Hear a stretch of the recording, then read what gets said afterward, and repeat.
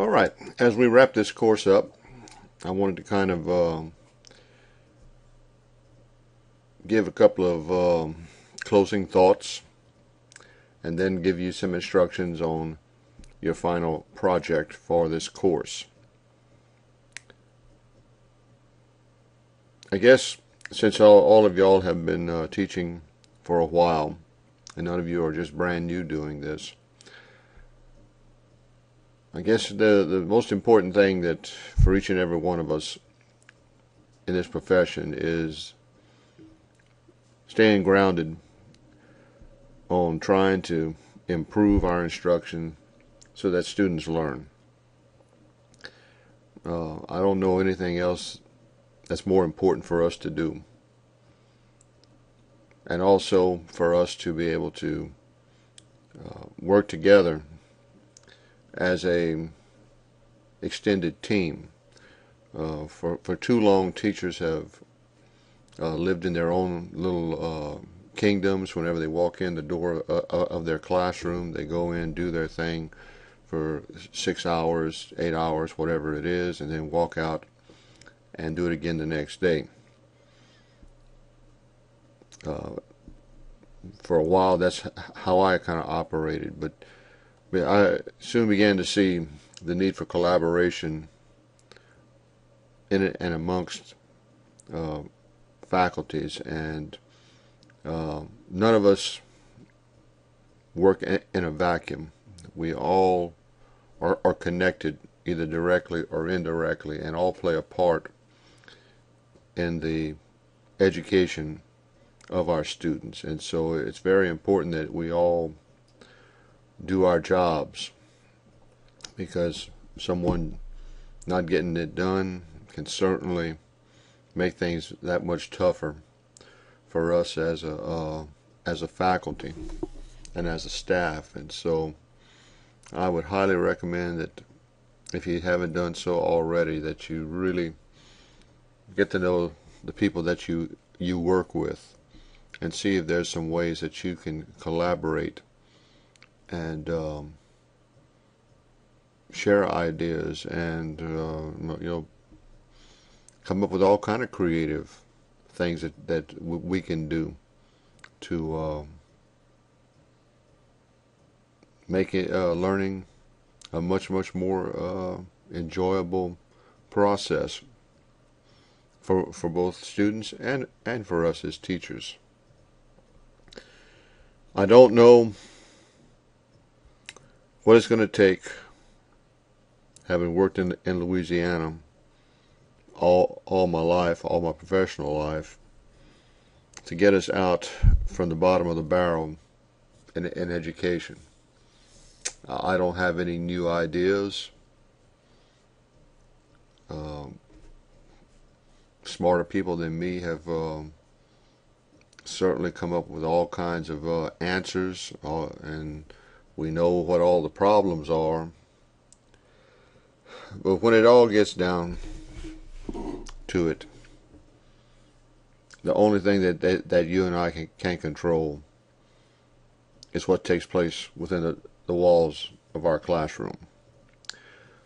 We can't influence public opinion. None of us have the time to go out there and do that on a full-time basis. We certainly don't have a whole lot of control over the budgets that we have to deal with. And let's face it, I know it's a dirty word for a lot of people, but the politics that is played with in the educational environment. Sometimes we don't have a whole lot of control over that either. But nevertheless, you and I do have control over what takes place in those four walls, or whatever, however many walls there are in our classroom. And I think if we're going to make any kind of movement from where we are right now, that's where it's going to have to start. And I really believe in my heart of hearts that wonderful things can take place when you have a dedicated teacher and the resources for him or her to be able to teach with. Good things are going to happen. And so I'll go ahead and kind of get off of my soapbox now and get to the really important thing at hand. Your final project. I've had a number of different kinds of final projects for this course, and I think the one that I want to go with for this semester kind of deals with a role that you and I have to play as vocational educators. We are in sort of like a elective type of curriculum mode. Yes, students have to have all kinds of courses to graduate. There are courses that they have to take, and those core courses, nobody's going to change that. But then we have elective courses, which we fall under. Or at the post-secondary level, we have programs, and there's all kinds of programs for students to choose. But I want you to think about what makes your program special. And in this time of declining budgets, it's important that the public knows what goes on in your classroom. I know at the secondary level you have open houses and parent-teacher nights, things like that. We have the same thing to some extent in our programs at the technical college level. But what I want you to do is to give me a one-page news article that would tell the general public what it is you do in your program and why it is important. Because I think that they need to know that as taxpayers. And also they need to know that it's people that are affected by those programs. So if you can come up with like a one-page double-spaced news article that tells the general public, and you're not writing it for me, I want you to write it for the general public wherever you live and wherever you work, to be included in the local newspaper, and hopefully have it placed in the paper.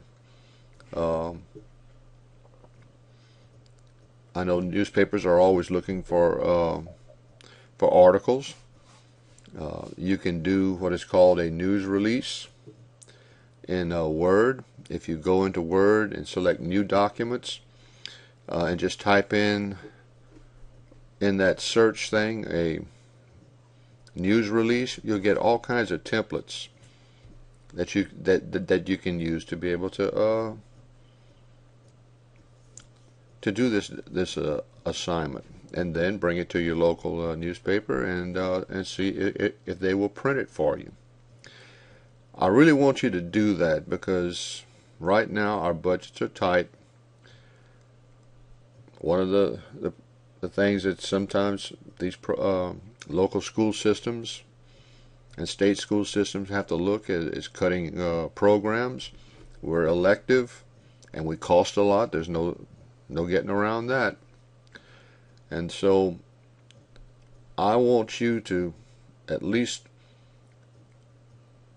put it first and foremost in the public's mind that your program is important to them and to the young people that are in that area. If you've got some examples of some students that have been successes, certainly don't hesitate to put those in. And obviously, I know now we're right in the middle of the summer. but maybe some of your former students would be willing to kind of give some direct quotes for you. Just think about it. Be creative with this thing, because if you don't advertise your program, nobody will.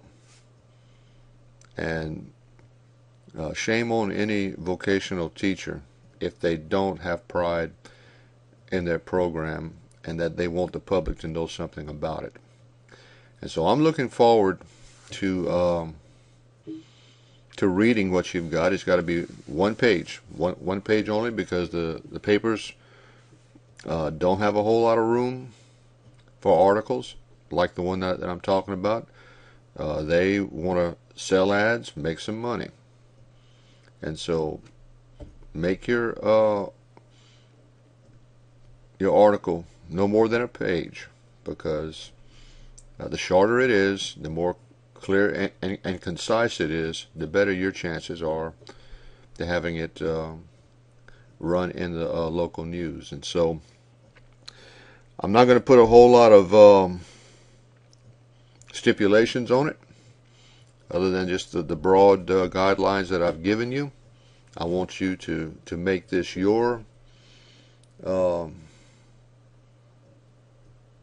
best description to Mr. and Miss local citizen there in your community about the benefits of your program. And so I'll just leave it at that. And like I said, I'm really looking forward to reading your articles. And so I'm going to go ahead and wrap this up right now.